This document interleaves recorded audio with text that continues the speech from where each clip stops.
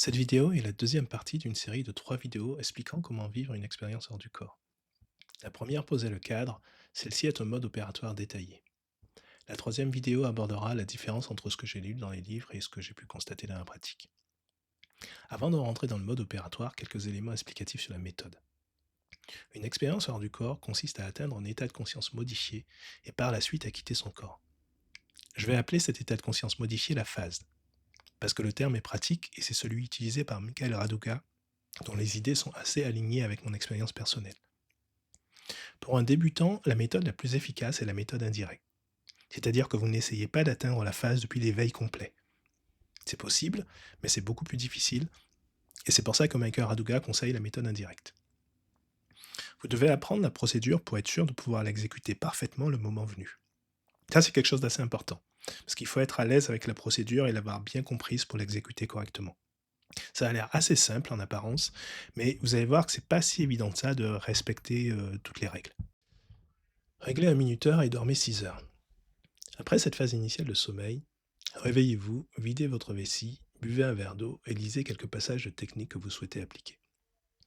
Vous devez définir un plan d'action d'au moins 3 choses que vous souhaitez faire quand vous quittez votre corps. Observez votre corps virtuel dans un miroir, traverser un mur, survoler votre maison, ce genre de choses. Puis, retournez vous coucher. Rendormez-vous avec la conviction que vous tenterez de sortir de votre corps au réveil. Si tout se passe bien, vous devriez multiplier les cycles de réveil et d'endormissement. Dès votre réveil, sans bouger votre corps, essayez d'apparaître devant un miroir pendant 5 secondes. Si cela ne fonctionne pas, essayez une première technique pendant 5 secondes. Si rien ne se passe, essayez une deuxième technique pendant 5 secondes. Si elle ne fonctionne pas, essayez une troisième technique pendant 5 secondes. Si rien n'a fonctionné, revenez à la première technique et ainsi de suite. Il faut recommencer l'enchaînement de techniques différentes 4 fois. Si après ces 4 enchaînements rien n'a fonctionné, vous vous rendormez. Au prochain réveil, vous recommencerez.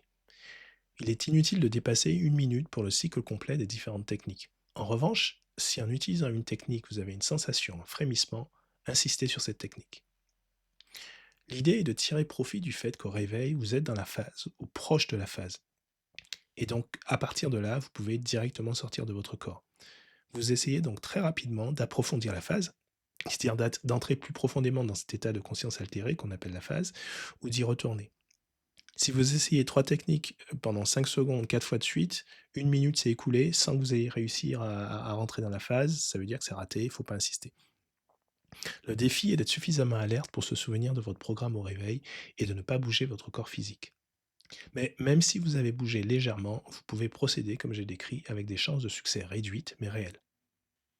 Voici une description de quelques techniques que vous pouvez essayer pendant 5 secondes chacune. La rotation.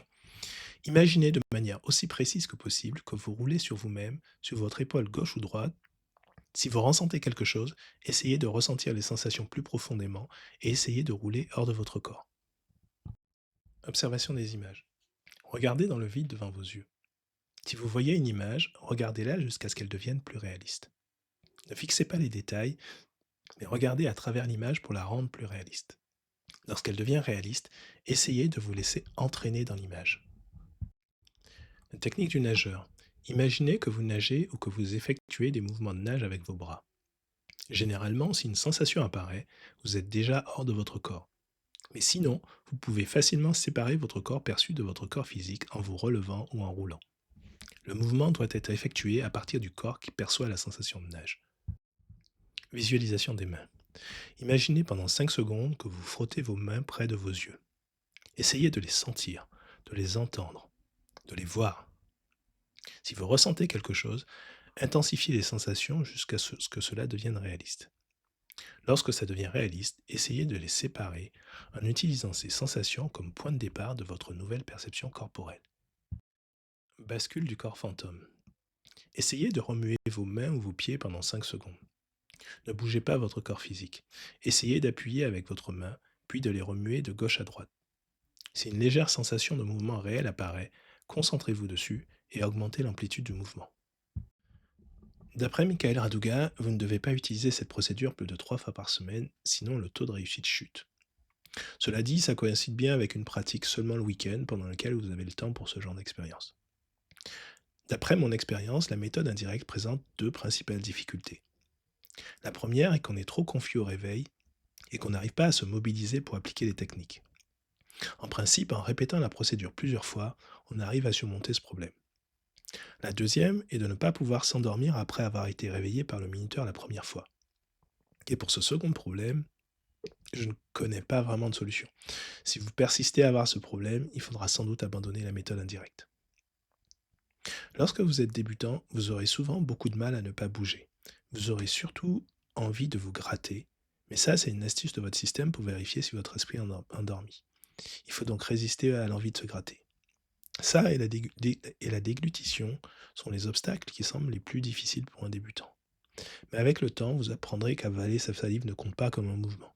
Cette difficulté deviendra alors insignifiante et vous commencerez à reconnaître que 95% de l'envie de se gratter est artificielle et qu'en l'ignorant suffisamment longtemps, elle cessera de vous gêner.